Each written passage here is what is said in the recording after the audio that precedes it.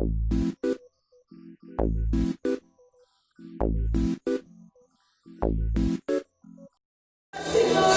neste lugar, Senhor, pedimos a Ti que o Senhor venha sobre nós, aleluia. Nós estamos aqui, tão sedentos de Ti, venha Deus, enche este lugar, eu desejo sentir Teu poder, Teu poder.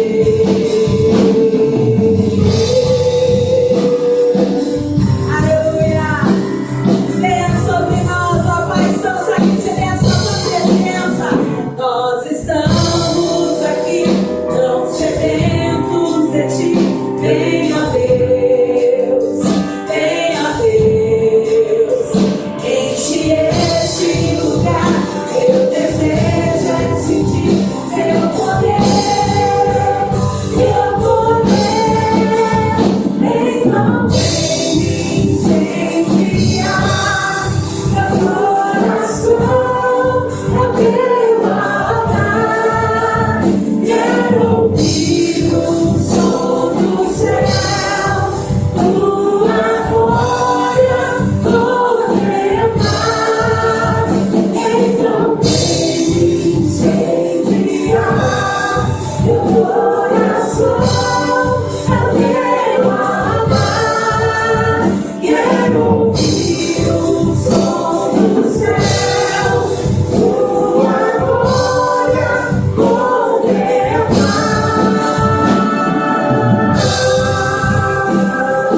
Aleluia. Estamos aqui, aleluia. Nós estamos aqui, tão sedentos de Ti. Venha Deus, enche este lugar, eu desejo sentir Teu poder, Teu poder. Então vem incendiar meu coração, é Teu altar. Quero ouvir o som do céu, Tua glória contemplar. Então vem incendiar meu coração, é Teu altar. Quero ouvir o som do céu, Tua glória contemplar.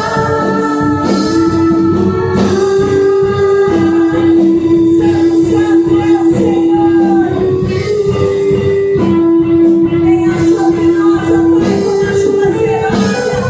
Venha como um fogo consumidor, e que nós possamos pegar a glória, Senhor.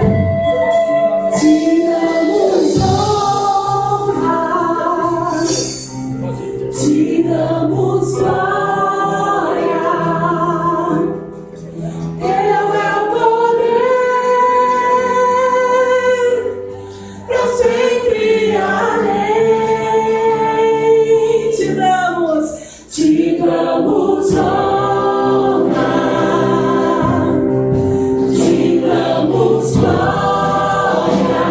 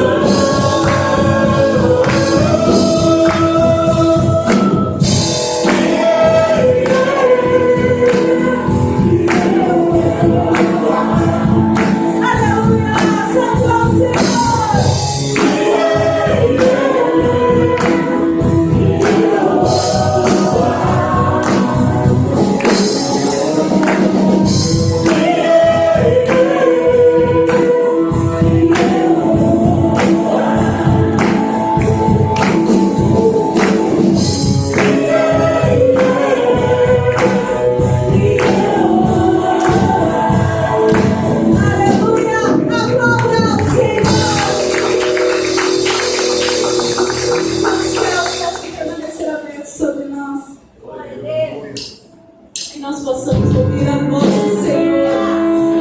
Bem audível. Então, estancar o coração nesse momento. Deixa Ele falar com você. Aleluia. Santo, santo é o Senhor. Queremos ouvir a tua voz, ó Pai. Sabemos que o Senhor tem urgência em falar conosco, ó Pai. Então venha sobre nós, ó Pai. Venha falar no íntimo do nosso ser. Eu escuto a urgência do teu coração. Eu escuto o clamor que a mão chama por nós. Aleluia. Uma dor que carrega a bandeira do amor. Em seu rosto está a face daquele que vem. Estamos aqui, Senhor. Eis-me aqui. Eu irei até o fim.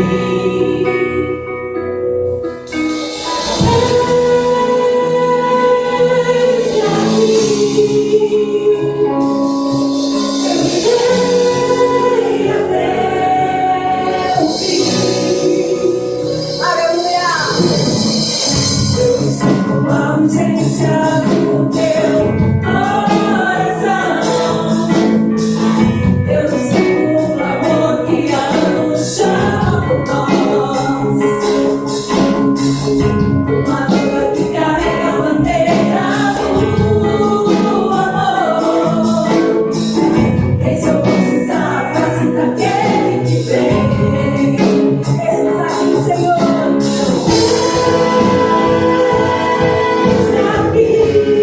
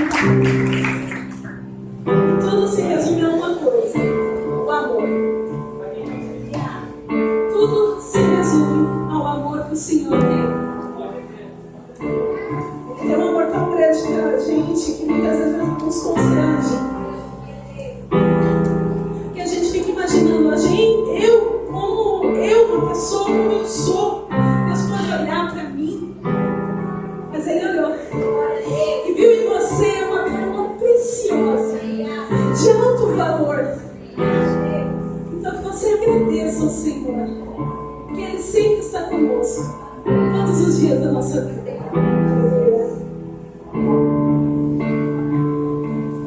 Mesmo que eu ande em meio ao frio, mesmo que eu vá correndo sem direção, mesmo que eu me canse de lutar ou esperar algo acontecer, mesmo que eu me encontre em meio ao caos, eu sei que tudo continua sendo dele. Eu sei que posso sempre andar com Ele. Eu sei que seu amor é duradouro e é para sempre. Eu sei que seu amor, Ele é pra mim. Tem tudo a ver com Ele. Com Ele eu sei pra onde eu devo ir. Tem tudo a ver com Ele. Apesar do seu amor por mim, e mesmo se eu me abalar, o teu amor vai sustentar tudo que há em mim, tudo que há em mim. Tem tudo a ver com Ele. Com Ele eu sei pra onde eu devo ir. Tem tudo a ver com Ele. Apesar do seu amor por mim, e mesmo se eu me abalar, o teu amor vai sustentar tudo que há em mim, tudo que há em mim. Aplauda ao Senhor.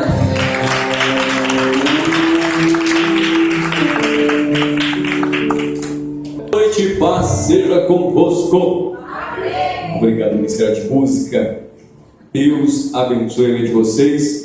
E eu convido você a abrir comigo sua Bíblia, Daniel capítulo 6, versículos 1 a 7. Daniel 6, 1 a 7. É o texto que eu quero ler com vocês neste momento de reflexão, nesta quarta-feira da vitória.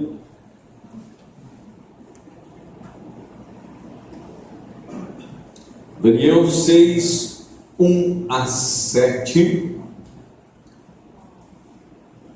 Antigo Testamento, está na parte dos livros proféticos, depois de Isaías, Jeremias, Lamentações, Ezequiel, Daniel. Capítulo 6, 1 a 7 diz assim a palavra de Deus: E apareceu bem a Dario constituir sobre o reino a 127 presidentes que estivessem sobre todo o reino, e sobre eles 3 príncipes, dos quais Daniel era um, aos quais estes presidentes dessem conta para que o rei não sofresse dano. Então o mesmo Daniel se distinguiu destes príncipes e presidentes, porque nele havia um espírito excelente, e o rei pensava constituí-los sobre todo o reino. Então os príncipes e os presidentes procuravam achar ocasião contra Daniel a respeito do reino, mas não podiam achar ocasião ou culpa alguma, porque ele era fiel, e não se achava nele nenhum vício nem culpa. Então estes homens disseram: Nunca acharemos ocasião alguma contra este Daniel, se não a procurarmos contra ele na lei do seu Deus.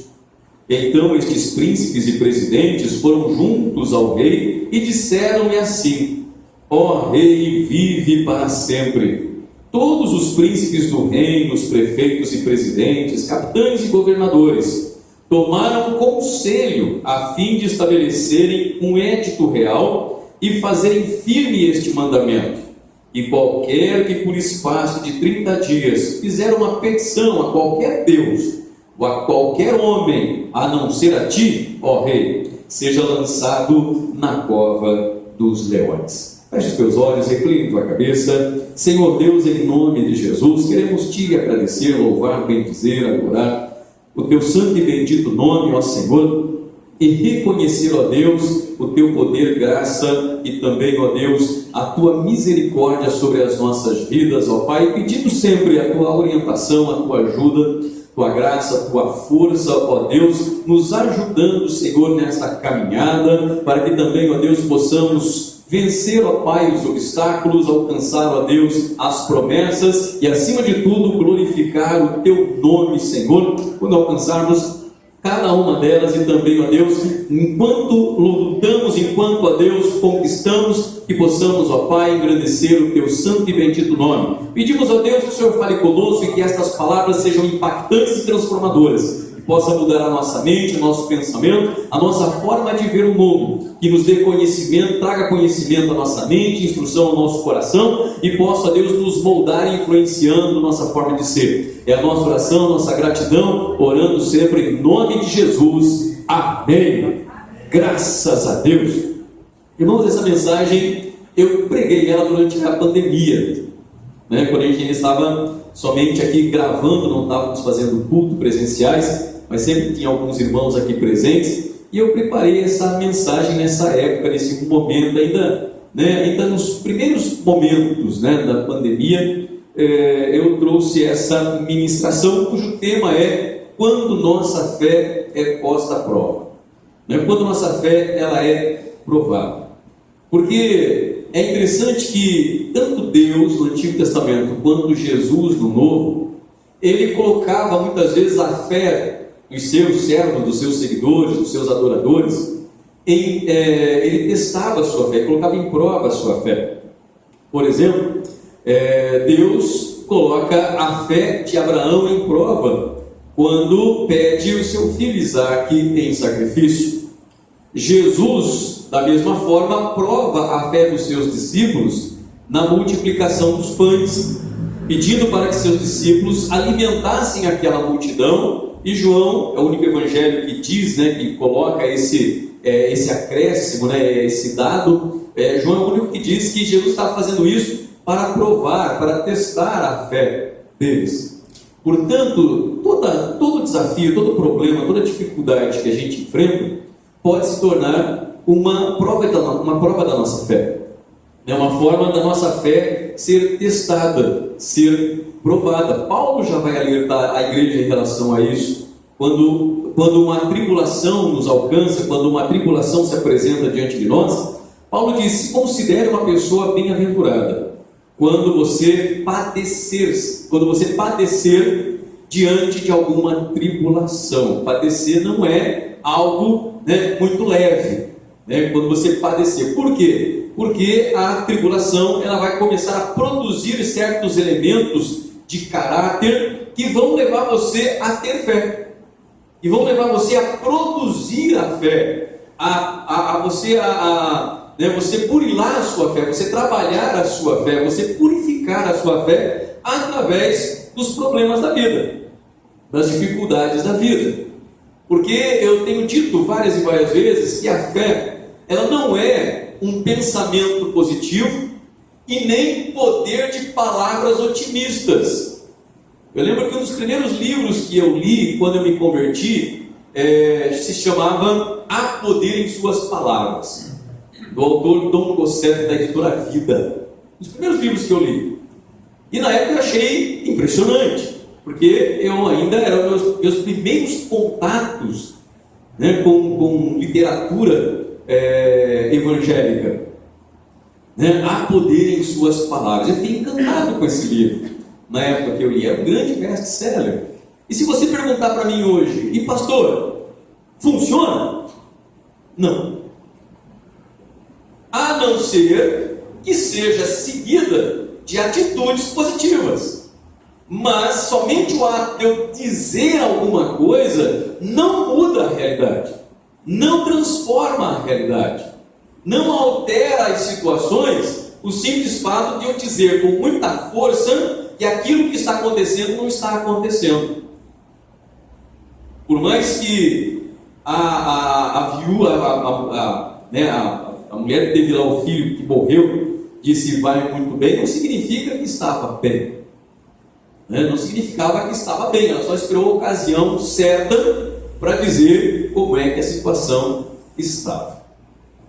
Como é que a situação ela estava. A fé, se você perguntar para mim o que é fé, eu dei a seguinte definição para a fé a partir de algumas leituras que eu fiz. Fé é uma convicção interna que molda o nosso caráter. O caráter é a força de vontade, o nosso ser interno, e determina as nossas reações diante de situações de fracasso, maus tratos e sofrimentos e derrotas, bem como também ajuda-nos a lidar com o oposto, com o sucesso, com a popularidade, com as realizações e com as vitórias.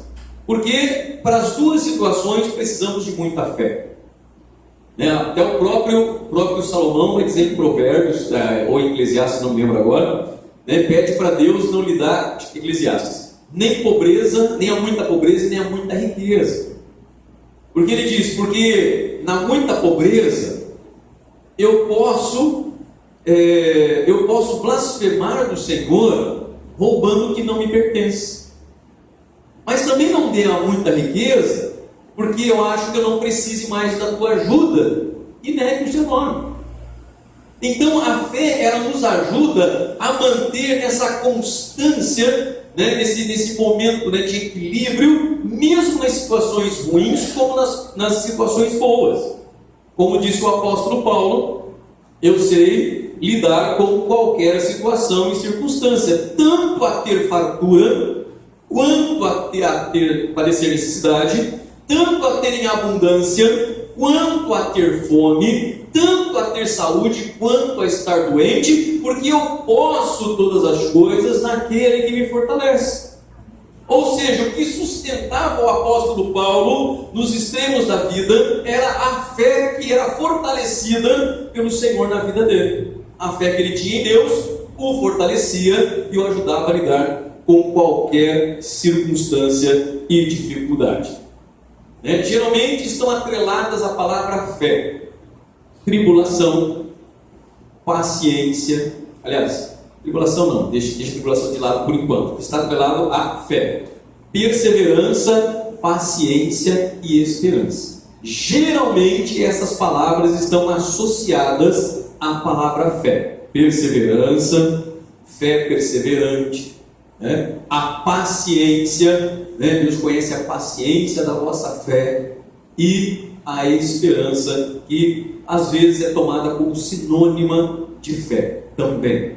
E hoje eu quero falar não sobre a história de Daniel em si. A gente conhece Daniel pela cova dos leões, assim como a gente conhece Davi por ter derrubado o gigante. Um dia eu ministrei aqui sobre o gigante que Davi não venceu. Davi, ainda que era um matador de gigantes, teve um gigante que quase o matou, ele teve que ser socorrido, teve que ser salvo.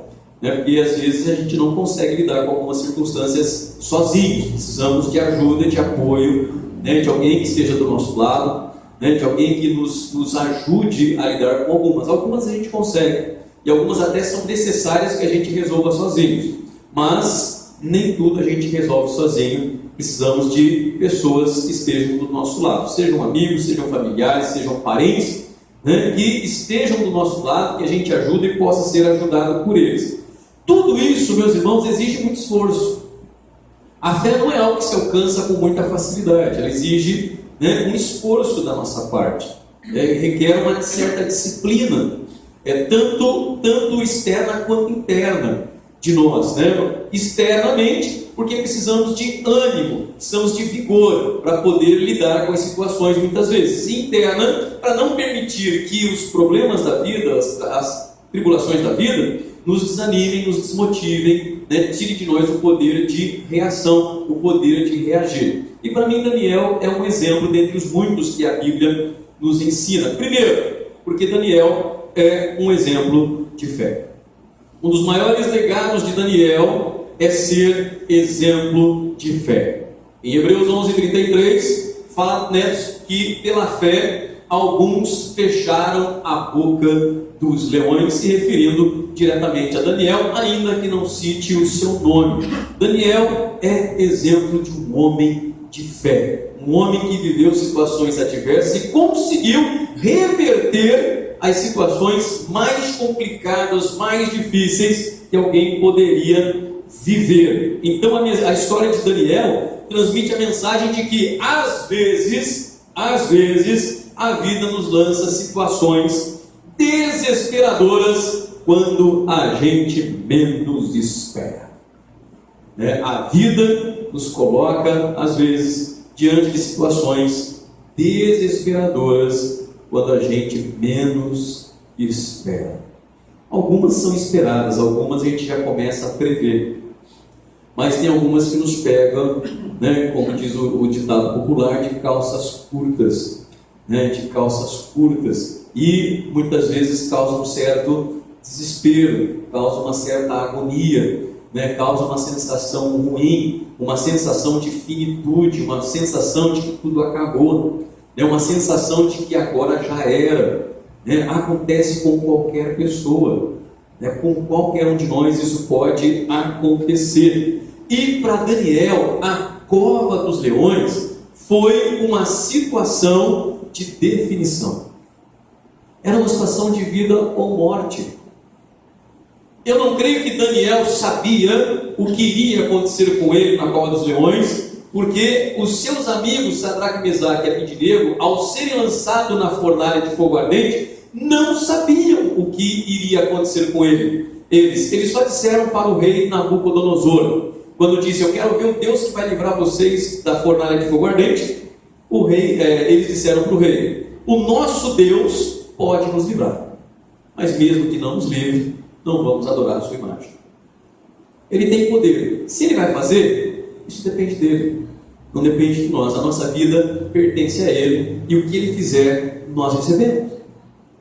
Para isso, precisamos de muita fé, muita convicção, muita certeza de que realmente a nossa vida está guardada debaixo da potente e poderosa mão de Deus. Amém?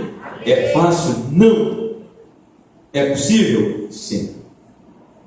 Nada que é realmente bom para a nossa vida é fácil, rápido e prático. Nada.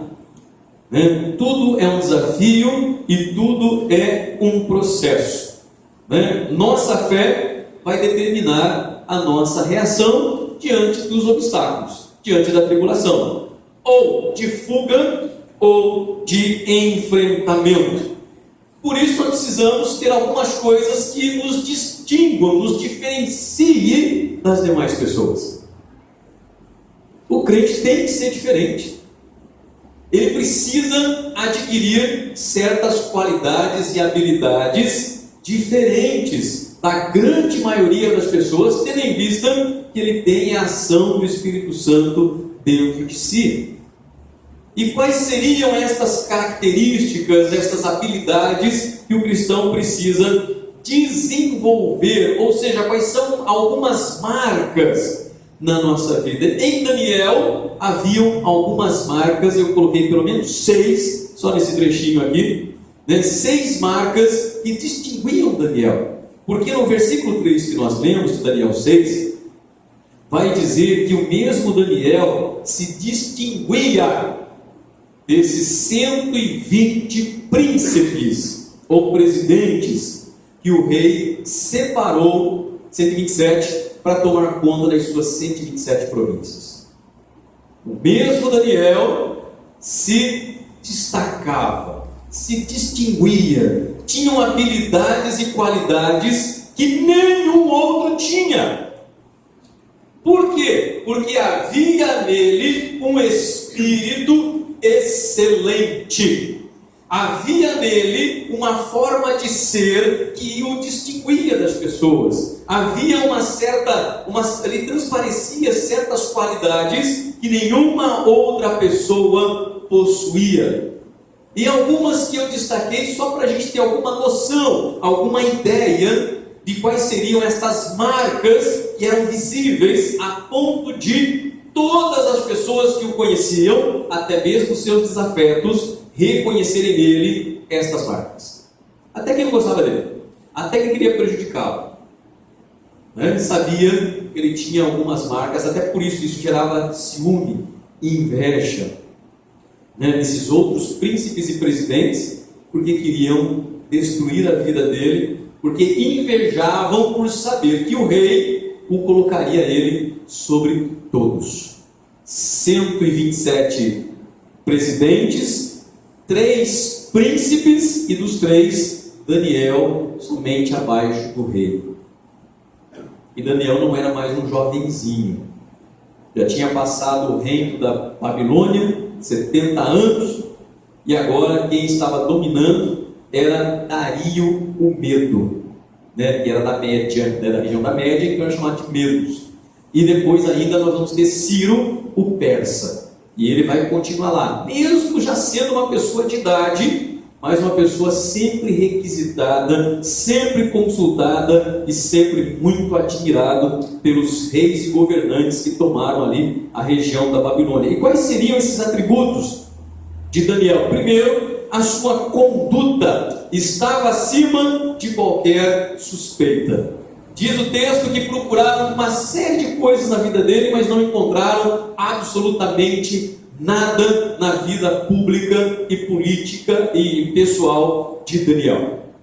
Não havia nele nenhum vício. Vício na Bíblia significa excesso, exageros, aquelas coisas notáveis no sentido negativo. Não havia nada disso na vida dele. Segunda marca ou atributo, confiabilidade. Daniel era uma pessoa confiável.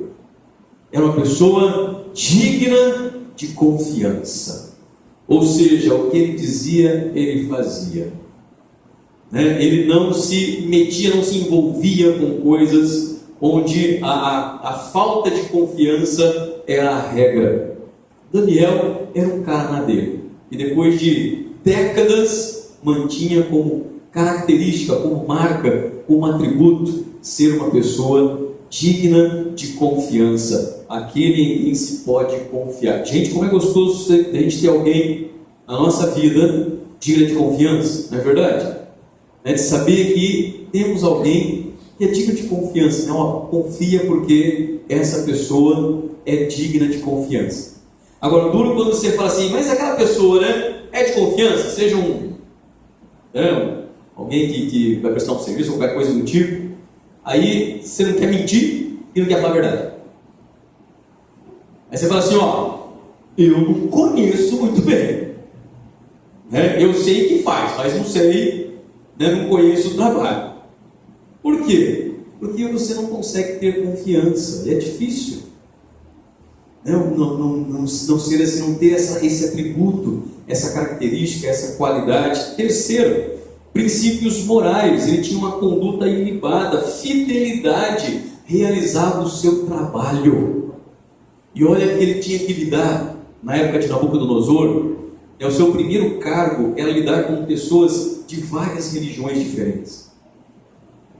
Ele estava acima de sacerdotes, de adivinhos, de agoureiros, de feiticeiros, e ele tinha que administrar a questão religiosa nos templos do rei Nabucodonosor. Ele tinha amizades com pessoas completamente diferentes dele. Era uma pessoa que era fiel, tão fiel no seu trabalho, que se relacionava com todo mundo. Ficou amigo da pessoa que cuidava dele quando ele chegou na Babilônia. Ficou amigo de soldados, de generais. Era muito fácil de fazer amizade, porque ele sabia que isso ia contribuir com o seu trabalho, e quando precisasse de algum favor, de alguma coisa, ele sabia que tinha alguém ali que ele podia procurar. Fez amizade com o responsável por ele, pelos seus amigos. Falou assim, trata a gente só com legumes, verduras e água. O eunuco responsável por ele. E o eunuco ficou meio sem graça. Olha, se eu fizer isso, eu vou correr isso. Esse cara é magrelo, muito pálido. o rei vai me matar. Ele falou, não, faz um teste só. Você faz um teste com a gente aí por uns dias, e aí você vê. Se a gente ficar meio pálido, meio branco, meio doente, aí a gente promete que a gente come o manjar que o rei disponibilizou. E aí ele fez o teste. E os moleques ficaram bem. Ficaram bem. E aí, por quê? Porque eles não queriam se contaminar com a comida, porque eram alimentos considerados impuros pela sua religião. Eram alimentos que geralmente o povo de Israel não comia, por considerar imunda, impura de certos animais que eles não comiam. Por isso que eles não quiseram comer aquele alimento. Não tem nada a ver com veganismo ou vegetarianismo. Pode ser, pode escolher ser, mas não usar o texto bíblico para defender essa ou aquela posição. Eu continuo querendo comer os bichinhos. Coerência, sua vida particular era compatível com sua vida pública. Convicções, dispôs-se a seguir a Deus, mesmo com a sua vida correndo risco. Esses eram alguns atributos, só desse texto aqui, tá? Só desse contexto aqui do capítulo 6. Alguns atributos que eram marcas na vida de Daniel, importantíssimas na vida de Daniel. E nós precisamos ter essas marcas na nossa vida. Alguém sempre vira e mexe, alguém pergunta para mim, pastor, qual é a marca da besta? Eu falo o seguinte, a marca da besta é a marca da incredulidade, é a marca da descrença, é a marca da falta de fidelidade a Deus e a sua palavra. Essa é a marca da besta. Porque todo mundo fica preocupado com a marca da besta, enquanto o livro do Apocalipse fala por várias e várias vezes sobre a marca de Deus que a gente vai receber na testa. E aí? Eu me preocupo mais com a marca de Deus do que da besta. E a turma se preocupa mais com a marca da besta do que da de Deus. E a marca de Deus? É essas marcas aí. São essas marcas. É a marca do sangue do Cordeiro que molda a nossa vida, que transforma a nossa vida. Somos perfeitos? De forma nenhuma, nem Paulo disse que era. Nem Paulo disse que era perfeito. Ele disse, mas eu faço uma coisa, eu vou me esquecendo das coisas que ficam para trás. Eu não permito que as coisas de trás, minha história, interfira no meu presente e no meu futuro. Então uma coisa eu faço, e é que, esquecendo-me das coisas que para trás ficam, prossigo para aquelas que estão diante de mim. Eu prossigo para o alvo, para o soberano prêmio da vocação de Deus, que está em Cristo Jesus, o meu Senhor. Esse é o meu alvo e esse é o propósito. Essa é a marca da vida do crente. Essa é a marca que nós precisamos ter sobre a nossa vida. E como é que a fé se desenvolve? Pastor, como é que a fé se desenvolve? Se não é um pensamento positivo, se não é o poder de palavras otimistas, não adianta, pastor, eu falar que vai acontecer, vai acontecer, vai acontecer, vai acontecer. Não. Não é somente muito pelo contrário, não é nenhum falar. A mulher que recebeu o perdão de Cristo lá na casa de Simão, o fariseu, ela não disse nada, ela entrou por trás de Jesus, se prostrou aos seus pés, chorou os seus pés para lavar os seus pés, enxugou com os cabelos, derramou perfume sobre ele. E Jesus olhou para aquela mulher e disse, mulher, vai em paz, a tua fé te salvou. Não foi um falar, foi uma atitude, foi uma ação daquela mulher. Vai em paz, a tua fé te salvou. Mas ela não fez nada, ela não fez nenhum ritual, não participou de nenhum ritual religioso. Ela simplesmente chegou aos pés dele, chorou, enxugou, derramou perfume nele. Então a ação, aquela atitude daquela mulher, lógico que Jesus, sendo ali Deus encarnado, entendeu as intenções dela, clamando por misericórdia e compaixão, numa religião que massacrava as pessoas como ela. E ali Jesus diz, a tua fé já é suficiente para Deus te perdoar. A fé é assim. Como é que a gente desenvolve então? Bom, Daniel ele brilhou intensamente em razões de 3 ações em sua vida. A propósito, elas precisam ser postas em prática antes da cova dos leões. Essas 3 atitudes, elas precisam ser postas em prática antes da cova dos leões. A fé, ela não é produzida na hora da crise, é apenas exibida. A fé não é produzida na hora da crise. Na hora da crise a gente exibe a fé. Eu estou passando dificuldade, preciso usar a minha fé. Não. Na hora da necessidade, aquele que tem fé já sabe o que tem que fazer, o que precisa fazer. Se aguardarmos até o momento da crise para ter fé, buscar Deus, olha, pode ser tarde demais. Se esperarmos a hora da crise para ter fé e buscar a Deus, talvez seja tarde demais. E quais foram as 3 atitudes ou 3 ações de Daniel que faziam com que ele tivesse uma fé que pudesse superar, vencer, se proteger na cova dos leões? Primeiro, ele orava a Deus com perseverança. A sua oração era perseverante.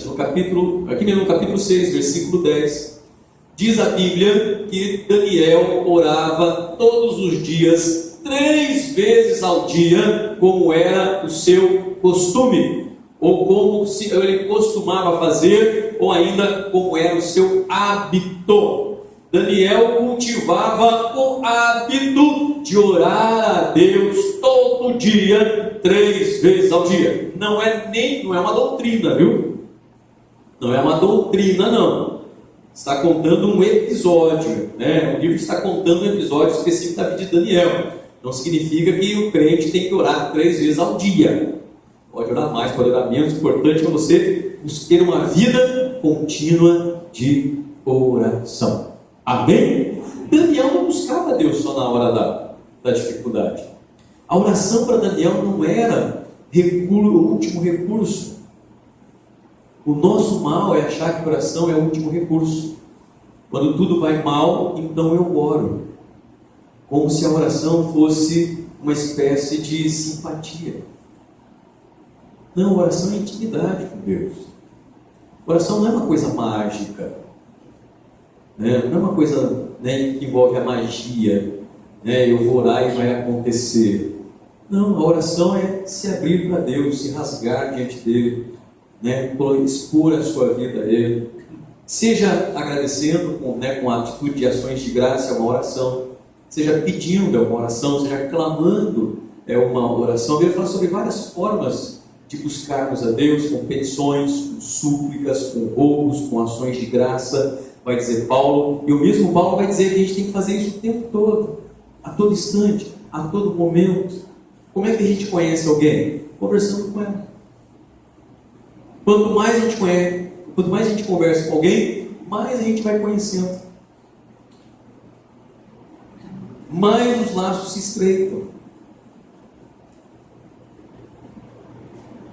E a mesma coisa com Deus, né? A oração era a sua prioridade. Ele não orava somente na aflição. Segunda ação de Daniel: ele servia a Deus continuamente. O próprio rei Dario, ao chegar na entrada da cova selada, ele grita lá de fora: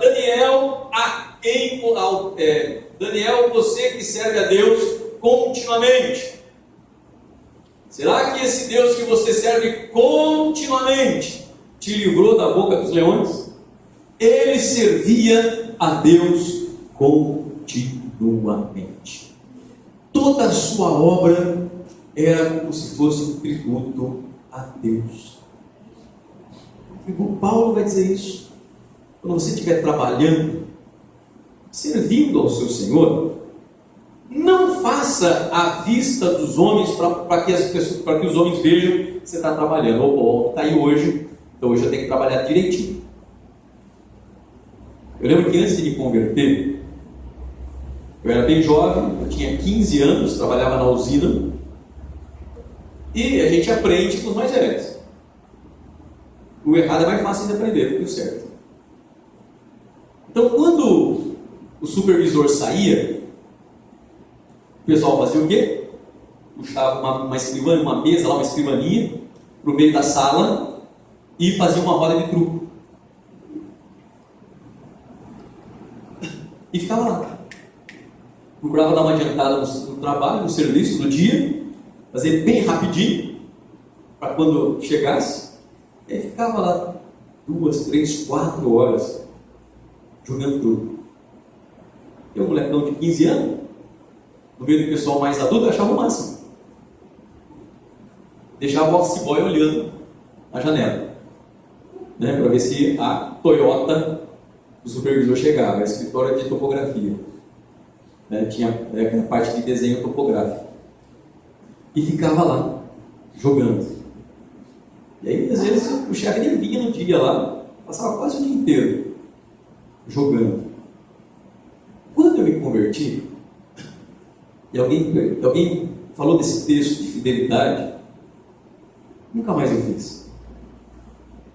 Nunca mais usei o horário de trabalho para fazer qualquer outra coisa que não fosse trabalho. Não fosse outra coisa que não fosse trabalho. Se dedicar ao trabalho, né? De fazer aquilo que precisava ser feito. Nunca mais fiz. Depois quando eu li ou alguém comentou, eu não vou lembrar que faz muito tempo, né? Faz 28 anos atrás, eu me converti, 27. Nunca mais eu fiz.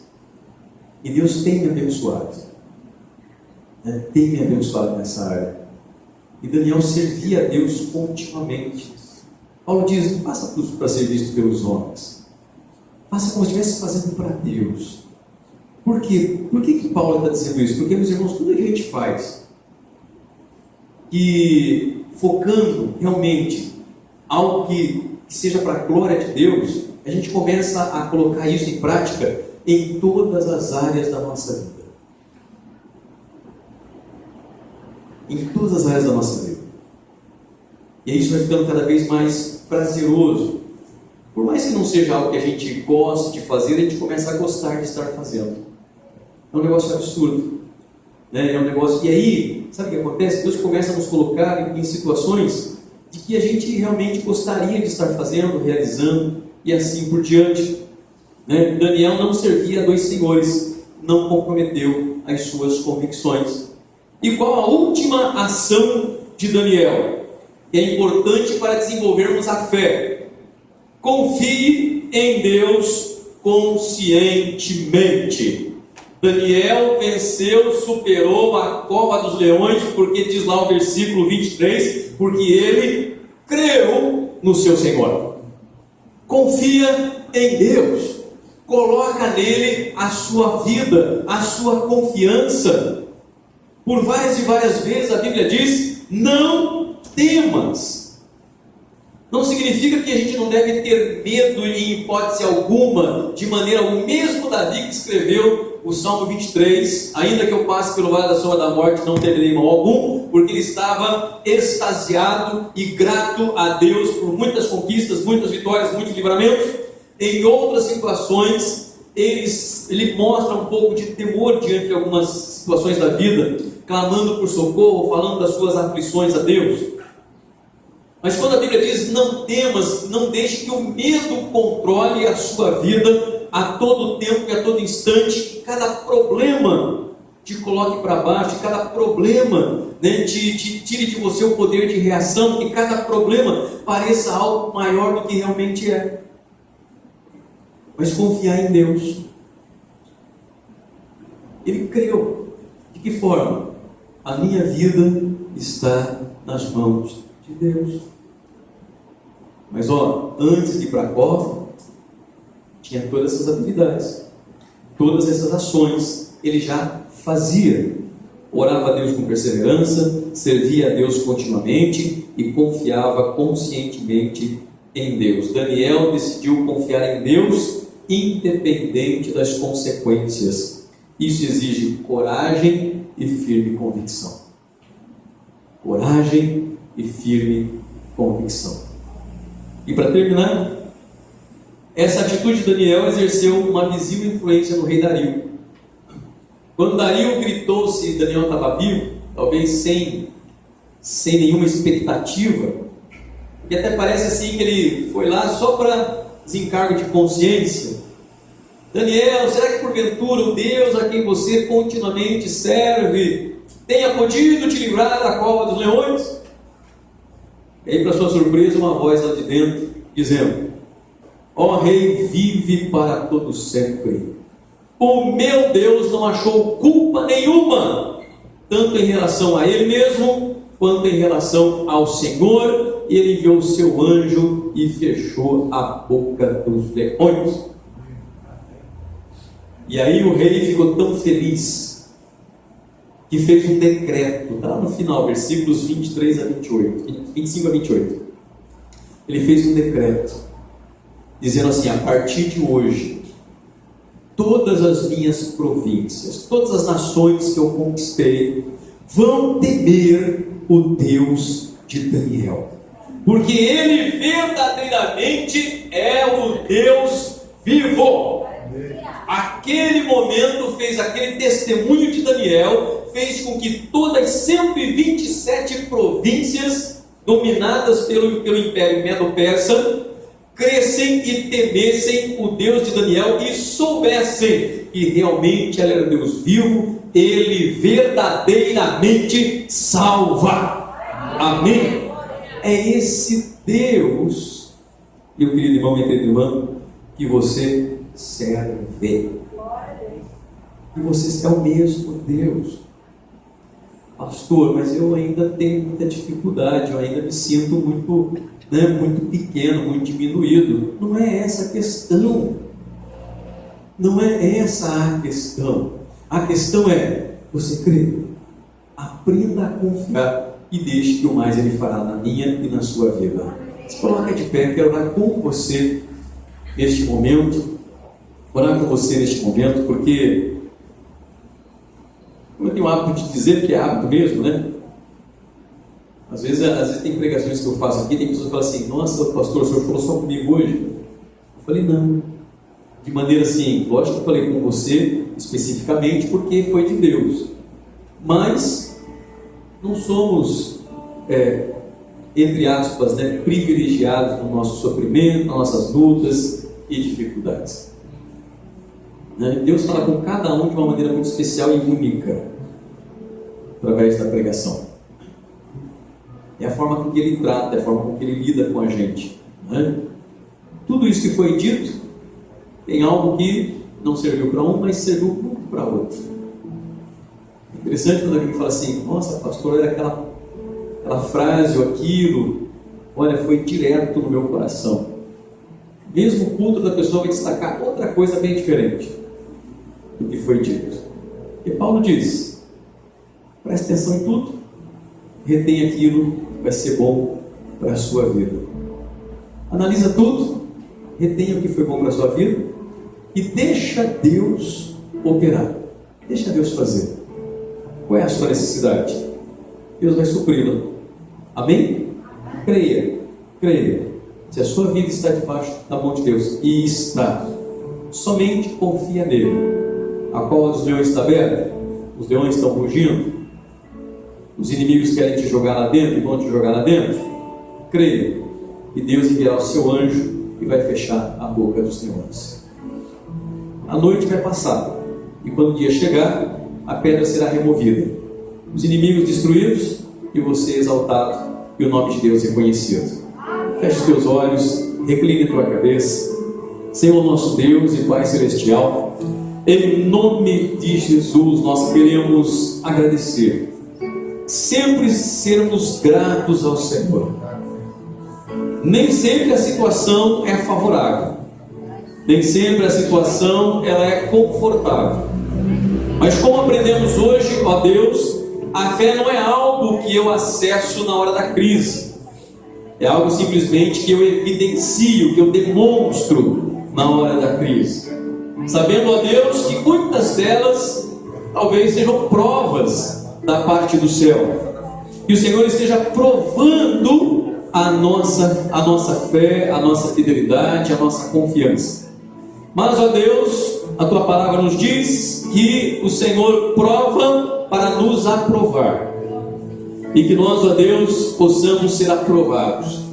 Talvez em algum momento sejamos até reprovados, mas sempre haverá uma segunda ou terceira chamada.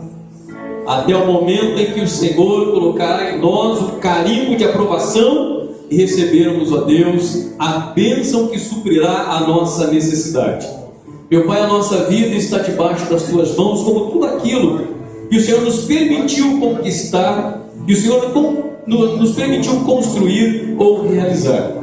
Pedimos, ó Deus, que o Senhor esteja abençoando, ó Deus, a nossa vida, e que a nossa vida seja bênção para outras vidas, para as vidas que estão próximas de nós, como a nossa família, como nossos parentes, como nossos amigos, e também, ó Deus, sejamos bênçãos até mesmo para os desconhecidos, e até eles possam colher, ó Deus, frutos de bênção da nossa fidelidade e trabalho.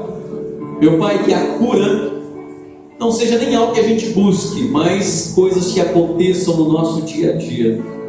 As curas, os livramentos, os milagres, as maravilhas que comecem a acontecer na nossa vida, pela fé. Que possamos, ó Deus, chegar a esta estatura de fé, a ponto de dizer o seguinte: eu sei que o que Deus fizer será bem feito. Eu confio no nome dEle. E se ainda não aconteceu, é porque eu ainda preciso aprender alguma coisa. Deus ainda quer falar comigo, e eu preciso estar atento à sua voz, porque assim que Ele tratar comigo, o milagre, o sinal, a maravilha há de acontecer em nome de Jesus.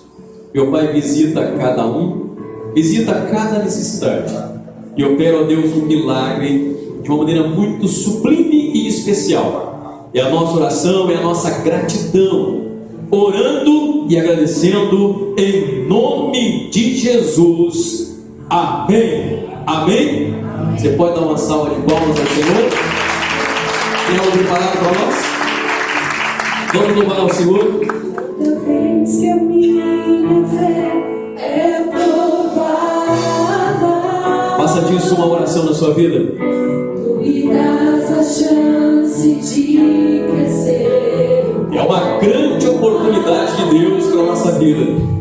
As montanhas e vales, desertos e mares, que atravesso e levam para perto de Ti. E as provações não são maiores que o meu Deus, e não vão me impedir de caminhar. Se diante dele não se abrir o mar, Deus vai me fazer entrar por sobre as águas, rompendo em fé. Minha vida se revestirá do teu poder, rompendo em fé.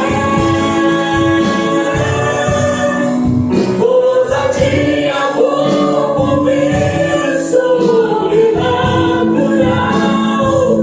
vou lutar e vencer, vou plantar e colher. A cada dia vou viver, rompendo em fé. Aleluia! Graças a Deus. Bendito seja o nome santo de nosso Senhor e Salvador Jesus Cristo. Irmãos, você não precisa correr para de bênção.